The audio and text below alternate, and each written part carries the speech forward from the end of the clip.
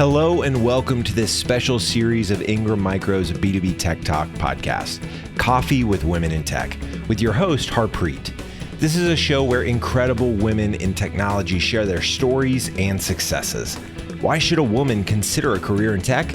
Well, that's exactly what we're going to talk about in this series, where you'll learn why tech is just the place to be for women. Hi everyone, welcome to yet another episode of Coffee with Women in Tech. Today I have two lovely ladies with me from Ingram Micro Cloud team. We have Abhi Morjaria, Marketing Manager. Hi Abhi, how are you? Hi, good, thank you. Harpreet, how are you? Yes, really well, thank you.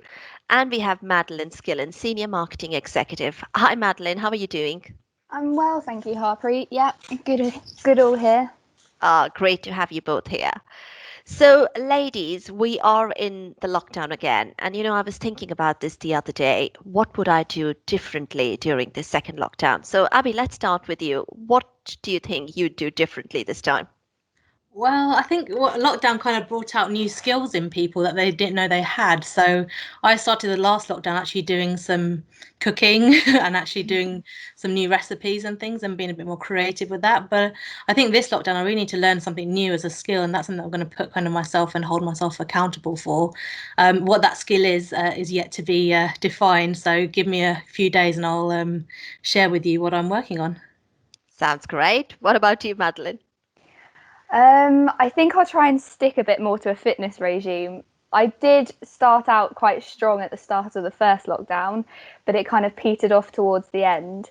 That said, I'm really trying not to put too much pressure on myself because I think, on social media, there's a lot of narrative about goal setting and the importance of getting most out of lockdown. And it's quite a stressful time in itself. So maybe not putting on too much pressure on myself to achieve all of these things, but just doing something a bit more realistic. Sounds very sensible. Yes, that's true. So, talking about, your career journey in technology, Abhi, do you want to talk us through your journey in this industry? Sure. So my journey in tech started as my placement year well over a decade ago. So showing my age.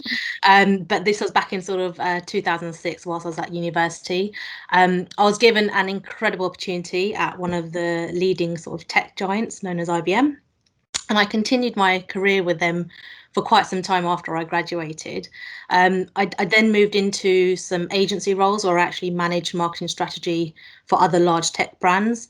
And then I left and co-found a milkshake and dessert shop with my husband. And I also started my own e-commerce business on the side as well at the same time. But I did return into tech just over 3.5 years ago. And I've progressed through sort of key marketing roles, including head of marketing for the UK business and now global marketer for our cloud business here at Ingram Micro. That sounds great. So, what e-commerce business then? Do you want to talk more about this? And that Sure. dessert business sounds great. Sure. So my e-commerce business was a online Indian jewelry shop that I'd created. So I had an e-commerce shop front window, which I created from scratch, and really just wanted to do something different. And I kind of had some motivations of changing that perception of beauty for young girls in the industry and really giving them a foundation of having self-belief. So that was kind of the framework to the business idea, basically. All right, that sounds really fascinating. And what about the dessert one? Yeah, so that was something that we've had for some time and we recently sold. But the business was in a village near where I live right now, and my husband and I created this milkshake bar, which the village had very little to offer for the young people in the village, and it was something that brought in the families and children after school, and we just obviously both had a sweet tooth, so we started branching out into desserts like waffles, gelato, and other sweet treats. Sounds so tempting. Both fantastic ideas for a business. Really exciting. What about you, Madeline? How did you start your career in tech? Well, I'd say that I was coming up to graduating and I'd done some marketing placements in the summers during university, but I didn't really know that I wanted to go into tech. I kind of fell into it, and I worried a lot actually prior to falling into a job what I really wanted to do. But essentially my finals were coming up and I was looking for a summer placement somewhere. and a job came up in my local town for a software company that was US owned, but it was the UK headquarter was in Northampton actually. And it was a paid internship just for the summer. And I thought, yeah, I'll give it a go. It's in marketing. I've already got some prior experience that I can build upon. Applied for the job, and on the first day, my first boss said to me, you need to try and treat this as a long-term interview, and if you impress, we'll make you full-time. Well, I do love a challenge, so I kind of set about making myself a full-time employee. And over the course of the summer, I was really lucky. I mean, they gave me a lot of opportunity for growth, for career progression. They sent me off to Paris for a week to go and help with the marketing executive over there. Nice. And then, it came to a difficult decision, actually. I had applied in the meantime to actually do a master's, and the master's application came through, and it was kind of like, well, do I go back and study geography because I did geography in French university, or do I continue a career in tech and try and chase that? And I kind of just fell in love with it, and I thought, actually, I don't think I want to go back into academia. And that's kind of where it started. So since then, I stayed at Aptian, the company that I was working for a couple of years, learned a lot. And then I for kind of like a new position and a new challenge. And that kind of is what led me to Ingram Micro Cloud. So that's really it in a nutshell, I'd say. Oh, that's an exciting journey. So no regrets about leaving geography behind then? No, absolutely not. I mean, there is still some relevance. I did human geography, so when it comes to kind of like some political, social, and economic awareness, you can still apply some of the theory to kind of your everyday, especially working for tech, which is, at the forefront of kind of this globalization curve. But I would definitely say that, the skills that you pick up at university, even if they're not directly related to the career that you end up going into, they're transferable. So the analytical side of geography definitely comes in useful when I'm looking at metrics and data and progression plans and that type of thing. So yeah, I would definitely still say there's some relevance. Yes, and that's an important thing to bear in mind when those young female graduates are looking for careers, that regardless of what they've been studying, there's always some transferable skills which would be well suited to the tech industry.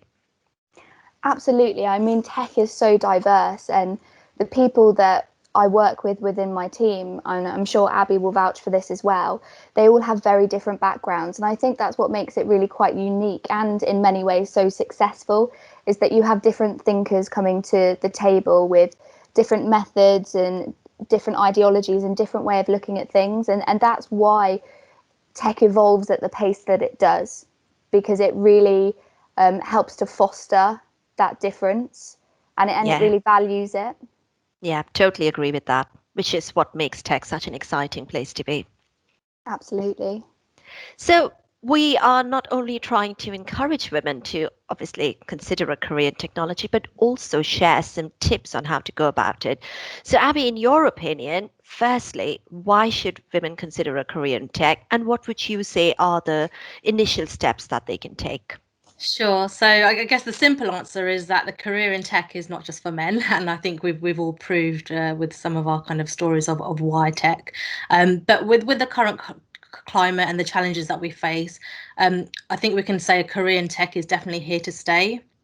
I'm not saying that every role in tech is future proof, but we are an industry that's completely relied upon and thriving in a very unfortunate circumstance. So there are also many sides to our industry and avenues that can be pursued. So whether you want to be at the forefront of development of technology through vendors or ISVs, or even managing that partner ecosystem through the likes of Ingram Micro, to even being at the forefront of tech in sort of vertical industries such as finance, online commerce, even media or healthcare, we can see that all of these, industries have been sort of critical and essential, even during the pandemic. So for me, technology really cuts across everything that we do, and it's that tech disruption that really innovates these industries as well.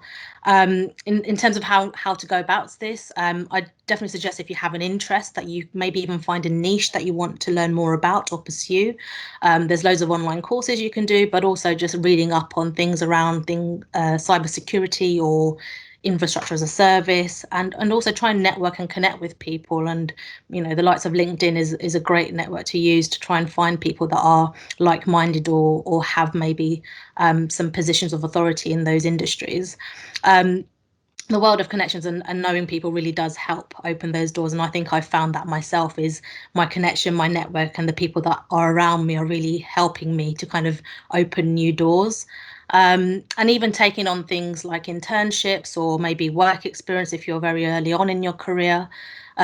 This, I know, sometimes it may be unpaid work, but I think given the current situation, I think if you want to gain some experience and learn more about something, maybe just ask the question, can I, shadow for a week or so over your role, people that you know, and it will really give you that comfort of knowing whether it's a place that you want to be before you do take a plunge.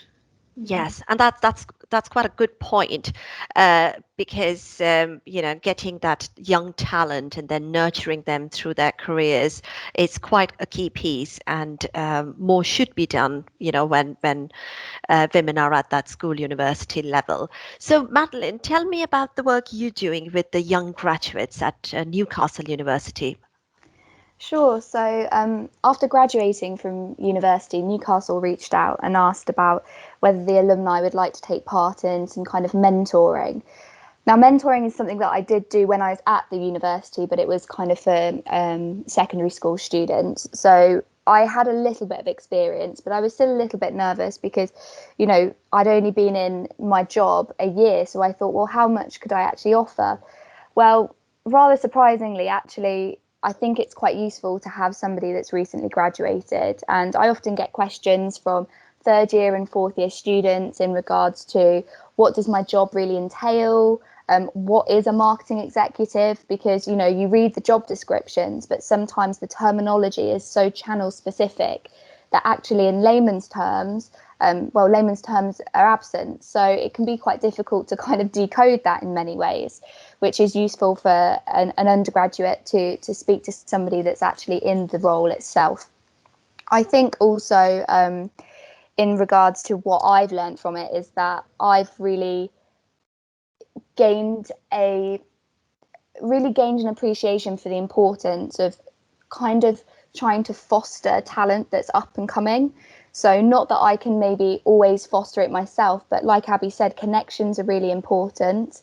So if I can be the middleman and maybe, I definitely can't, for example, give a job at this point in time, not necessarily, but I could put them in touch with a person that may be able to offer them, some career advice, having had loads of years experience. I can give them, maybe put them in touch with somebody that is involved in HR, for example, and might be able to talk about the different schemes that IMC run, some graduate schemes or some apprenticeship schemes. So I think that's really useful, and it's kind of very bi-mutual as well. Yeah, and that's a great thing you're doing, because then it's almost like being a bridge for, the university students and helping them get a flavor for what the industry has and maybe explore some opportunities. So I think that's a fantastic initiative. Yeah, I mean, like Abby said, I think the key for undergraduates or even like newly graduates from this year, because it's very difficult now with the challenges that people in the job market are facing.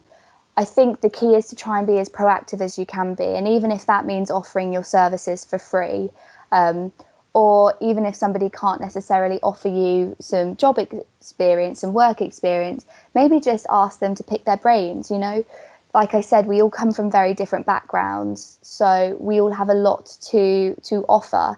There's a variety of different stories there that people can learn from. Yes, absolutely. And that's where networking is so crucial, just to, get those initial experiences. And given the current situation, yes, I think any kind of experience would be really beneficial. Yeah, I think as well, one thing that I've learned is as a graduate, when I was looking to apply for jobs, I would look at job descriptions and I would say, okay, I've got some skills that are relevant and transferable there, but where are the gaps that I kind of need to fill? And I still do that within my current job. You know, when I'm looking to progress within my career, I start looking at the job role, you know, above me and start thinking, okay, what can I do and what skills do I need to improve so that I can skill match to that, you know, promotion or that role. So as a graduate, I always recommend that undergraduates go into job descriptions that they think may be of interest, see where their skill set matches, and then wherever it doesn't, go on and look at some online courses. You know, now is the perfect time. There's a lot of platforms out there that are offering online courses for free or at minimal cost. Yeah. And see where you can hone your skills. Yeah, and that's a good way of working backwards in a way. So, talking of diversity in the technology industry, clearly a hot topic. Would you like to share some thoughts around what more or different could be done to support women in their career journey within the industry? Abby, do you want to share some thoughts around that? Sure. So just going back on some of the things around how we kind of can consciously help women through kind of progressing and showing that there is representation for them. One of the things that I think maybe undergraduates may see is they look at some companies and look at the board and realise that, you know, there are very few women on that board, so they may not want to apply for a job there potentially. So if we are going to do something as an industry, we need to think about how we close that skills gap, but also close that representation gap. And you know, we've made some changes at large scale, and there's still a long way to go. But one of the things that we do know is women are still less likely to choose studying STEM subjects. You know, 3% of women tend to want to study STEM versus, you know, 15% men. And a lot of that starts from sort of those sort of gender stereotypes that we kind of see. So people think certain careers are for women and certain careers are for men. And we need to eradicate that probably earlier on in the stage of learning from, you know, whether it's from school rather than later on when they're at uni. But that the diversity piece really is something that needs more kind of promotion, I suppose. And what we need to do is promote and share stories of success and future talent, you know, that's coming up and coming in the industry. Podcasts like this obviously really help campaign for women to join the industry, but also women in tech groups and recognition through awards such as the CRN Women in Channel Awards, which Harpreet, I must congratulate you on for winning recently as the Marketer of the Year. Thank you very much. Very well deserved. So we Truly definitely need honored. more. Thank you. We need more vocal leaders, both from women and men, pushing to kind of close that gap. And that gap is both in pay, but also representation at board level, just to make it more attractive, really, for younger talent. Yes, the representation gap, because if you know, we have lots of female leaders whom, you know, who are almost advocates for this industry, it is clearly going to be a more attractive place for the younger women who could aspire to be, you know, like leaders in this industry. So I totally agree with that. Also, Abby, I read your blog about Working Mother's New Normal, where you talk about what is needed to support mothers, especially in the current situation. Share some thoughts around that, please. Yeah, so I'll go into kind of high level view of some of the things and my thoughts and thinking around this. So for me, I like to blog quite often, as you may see from my LinkedIn profile. But I recently shared something around working mothers and how they need support for career progression, but also help in raising their children. So I recently had a child over a year ago now, but I was obviously on maternity leave and recently returned. And I just want to share kind of ways that we can, you know, help women and not limit their ability to progress. And it requires some changes in the workplace, and a number of workplaces offer great flexibility and great packages for women, and others don't. So I'm in a fortunate position where I've had a good kind of package to return back to, but some people are not as fortunate, right? And really the kind of the 5 key things that I share in this blog post is around a fair maternity package, because a lot of people are actually on very basic, and it doesn't really get them through their potential year out of working. The other thing that we really, I think, appreciate even more so now during the pandemic is the flexible working hours. That whole 9 to 5 working is very much blurred now, and having to log on at 9 o'clock and log off at 5 o'clock isn't something that really works for everybody, especially if you are a working mother. And I think we need to be a little bit more open about having that flexibility, and shifting from this sort of factory-like working hours. And then the other piece is around not really just within the work, but also outside work. So things like having a support network and just having friends that are outside of work and catching up and having a way to switch off from mum mode is always welcomed. So especially in the early stages of motherhood, it's really great to have that kind of interactions with people that are going through exactly what you are going through.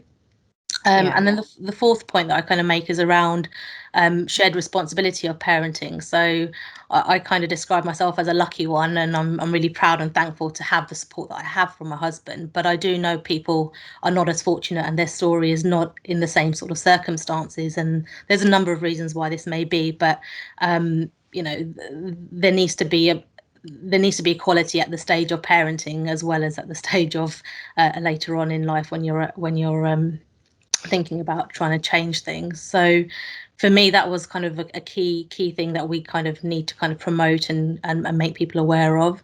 And the final thing that I go into is around moments to recoup and recharge, and just having that time off and being able to kind of take a day off work and not have to think about being a parent. But I know it's very difficult to do right now, but it's just something that we need to be aware of. And I'm trying to make this ideology of a working mother's sort of new normal a reality, and trying to share some ways we can do that. Yes, and they're all fantastic thoughts, because those have been the biggest challenges during the lockdown for working mums, especially with young kids at home or homeschooling like it was the first time round. So yeah, really good thoughts there, Abby. I know we spoke of allies and mentors in the workplace, and Madeleine, you mentioned that you are actually mentoring some students at the university, which is fantastic. Um, do you want to give any examples of how mentors have played a role in your career journey at any point? Yeah, absolutely. So mentors have played a critical role in my career progression, and my career journey. My first mentor, unfortunately, she's no longer with us, but she was fantastic. She didn't actually sit within marketing. She was she was a regional account director within sales. And what she gave me was the ability to actually sometimes take my own position within marketing and see how an issue could be interpreted from somebody else within the other part of the business, because we are all motivated in many ways differently. We all have different targets, KPIs, etc. So it really helps to give you, sometimes if you can get a mentor that's detached, whether that be detached from your company altogether, so they come at you with advice that's non-biased, or indeed somebody outside of your department that can really give you kind of a little bit more of a wider scoped response to your issues. And I think as well with mentoring, what's really important is that sometimes you might have an issue that you don't always want to go to your boss about, or you don't always want to go to your colleagues about, because it may be that it's an issue that's a little bit too close to home. So trying to get that outside perspective on it to kind of level out how you feel about it and rationalize it. And again, like I said prior, give another side to the story can really help to progress you, and it can become non-emotional as well if they're detached from that particular situation. I now have another mentor that she was actually, I was put in touch with her through Maria, our marketing director within the UK, who always does a lot to really try and help support the females within our community, our IMC community and Ingram Micro community. That's true. And yeah, she does a lot for me and the other girls on my team.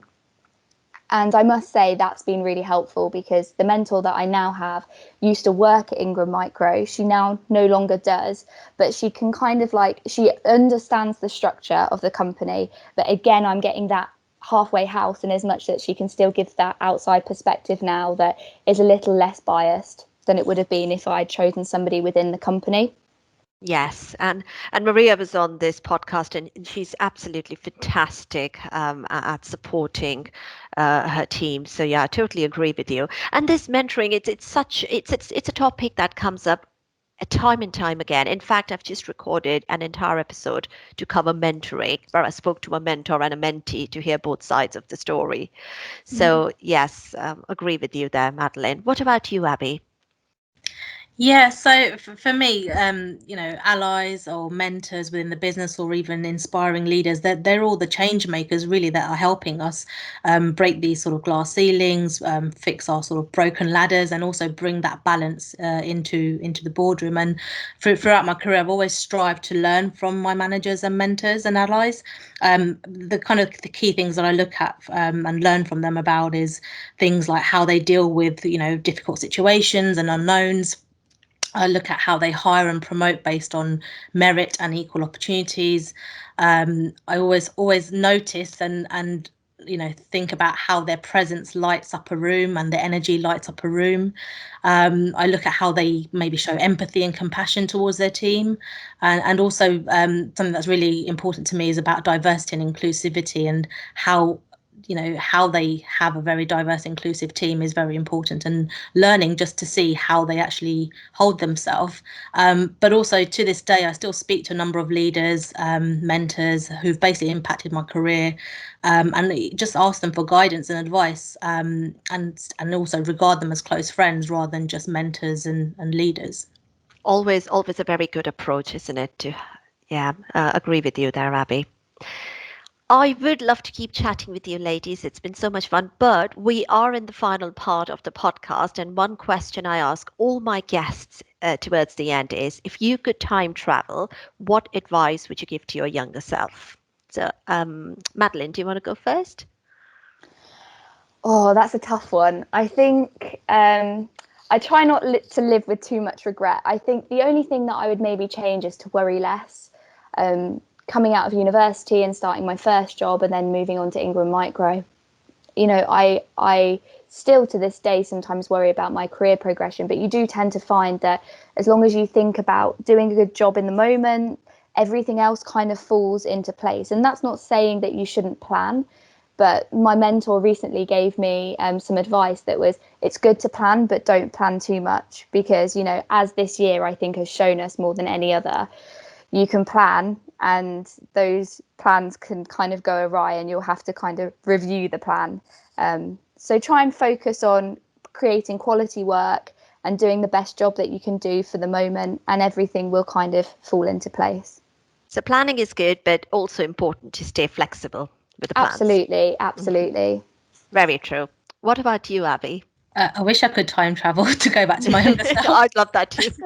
It's a great question, but I was thinking about this, and I think one of the kind of pieces of advice that one of my old bosses gave me was, an expert in anything was once a beginner. And I really wish I knew that when I was my younger self, because it's stuck with me ever since. They shared that with me, and I think it's quite daunting in nature of starting something new, taking on the working world itself, and also having sort of self-doubt is very common, especially when you're maybe younger and new into your career. I remember when I was starting out in my career, I often felt overwhelmed, stressed, and frankly not confident to do my job. But I think it's all okay not to have all the answers and question our own ability. It also sounds cliche, but I really do think that it takes sort of moments of those challenges and learning from them to kind of help you build that confidence, and actually feel like an expert. So the other thing that I should actually note is I've met some extraordinary people, as I mentioned before, those sort of mentors and leaders who have really sponsored and supported and mentored me throughout my career. So anyone who's starting their career, you may not feel like an expert right now, but one day you will. Yes, absolutely. And like you said, today's challenges are actually paving way for tomorrow's successes. So it's all right to feel overwhelmed if you do in the current situation, or if you feel in your current journey in your career. It's normal, and yeah, let's embrace it and let's carry on. As long as we're moving forward, it's fine, isn't it? Yeah, definitely. Brilliant. Is there anything else you would like to add? No, thank you very much for hosting us. Yeah, absolutely. Thank you very much, Harpreet.